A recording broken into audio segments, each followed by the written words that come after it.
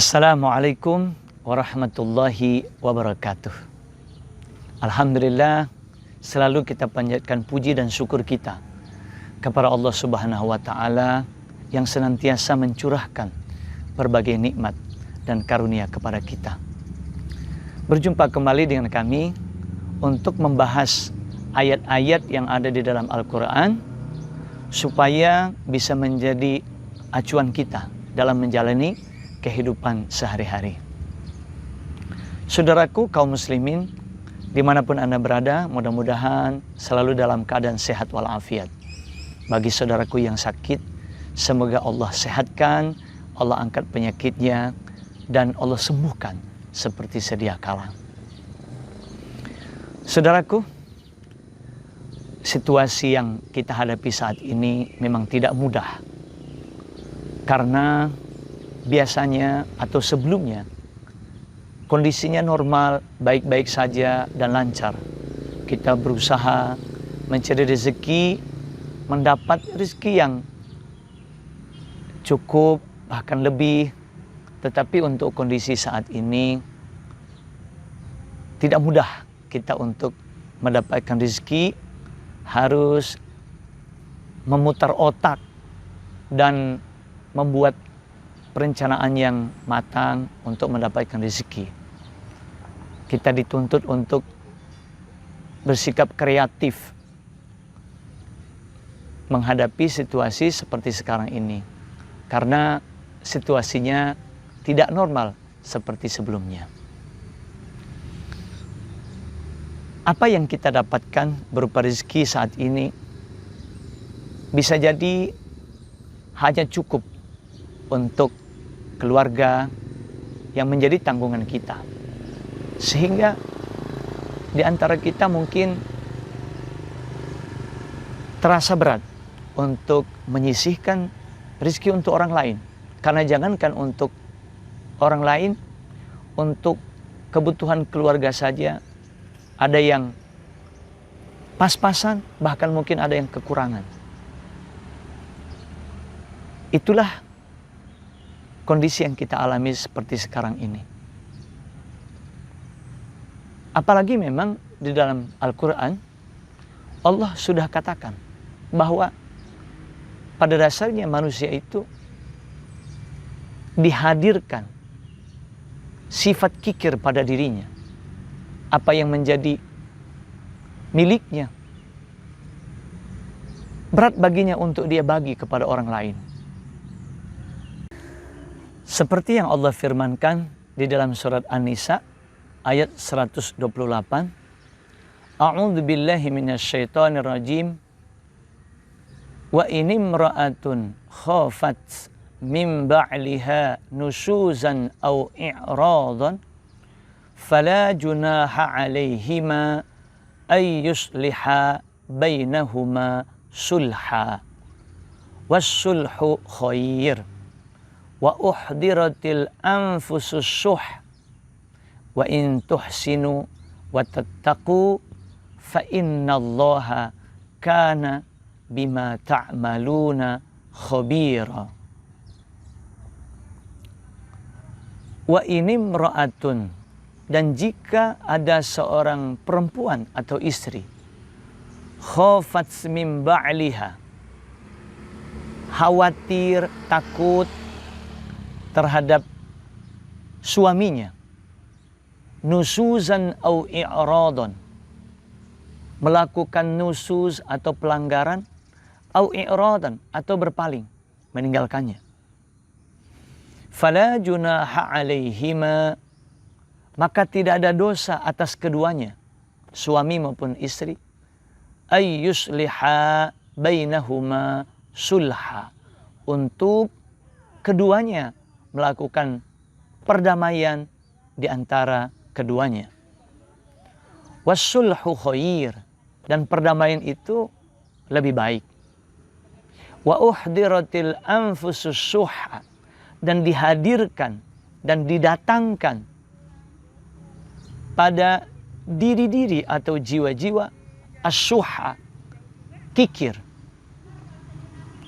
Wa in tuhsinu wa tattaqu, dan jika kalian berbuat baik dan bertakwa, fa innallaha, maka sesungguhnya Allah, kana bima ta'maluna khabira, Dia maha mengetahui atau maha teliti dengan apa yang kalian kerjakan. Meskipun ayat ini berbicara tentang konteks rumah tangga, suami istri untuk mencapai perdamaian, tidak salah suami istri mengalah. Terkhusus istri, ketika apa yang menjadi haknya tidak dipenuhi sepenuhnya oleh suami, atau suami mengurangi kewajibannya untuk istri karena berbagai faktor. Ketika istri khususnya mengalah, tidak menuntut apa yang menjadi haknya untuk mencapai perdamaian antara dirinya dan suaminya, tercipta kerukunan dalam rumah tangga, itu tidak salah kata Allah. Dan justru wasulhu khair, dan perdamaian lebih baik. Artinya mengedepankan perdamaian dengan merelakan haknya dikurangi, itu lebih baik. Meskipun kata Allah, wa'uhdiratil anfusus syuha, dan dihadirkan pada diri-diri itu sifat kikir. Artinya, apa yang menjadi hak kita sebagai manusia, kita tidak mau dikurangi atau dihilangkan. Jangankan dihilangkan, dikurangi saja kita tidak mau. Termasuk istri, apa yang menjadi kewajiban suami kepadanya, dan itu menjadi haknya, dia tidak mau dikurang-kurangi. Dia ingin sepenuhnya dipenuhi apa yang menjadi haknya. Tetapi meskipun kita sebagai manusia punya dasar sifat kekikiran, tetapi untuk menciptakan perdamaian, khususnya dalam rumah tangga, lebih baik tidak mengedepankan tuntutan terhadap hak. Karena bisa jadi pasangan ada kalanya bisa memenuhi kewajibannya, tapi ada kalanya tidak bisa sepenuhnya memenuhi kewajibannya.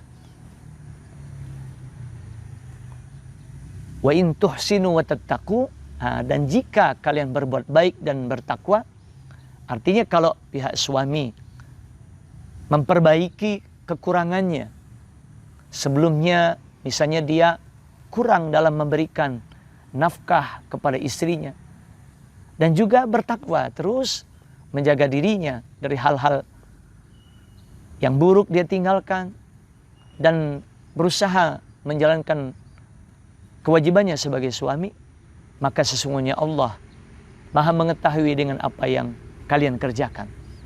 Artinya Allah akan apresiasi, Allah akan berikan balasan terhadap suami yang berusaha terus memperbaiki dirinya, menjalankan fungsinya sebagai suami, meskipun ada kalanya dia punya kekurangan untuk memenuhi kewajiban kepada istrinya. Saudaraku, meskipun ayat ini berbicara tentang keluarga, tapi dari sini kita bisa pahami bahwa kita sebagai manusia memang diciptakan Allah pada dasarnya punya sifat kikir.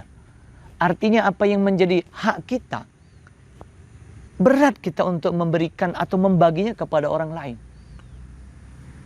Seperti halnya rezeki atau materi yang kita dapatkan dari hasil usaha kita. Tentu yang menjadi perhatian utama kita adalah kebutuhan keluarga. Entah itu untuk biaya makan, minum, anak sekolah, dan kebutuhan-kebutuhan lainnya. Tetapi justru dari ayat ini kita bisa mengambil pelajaran bahwa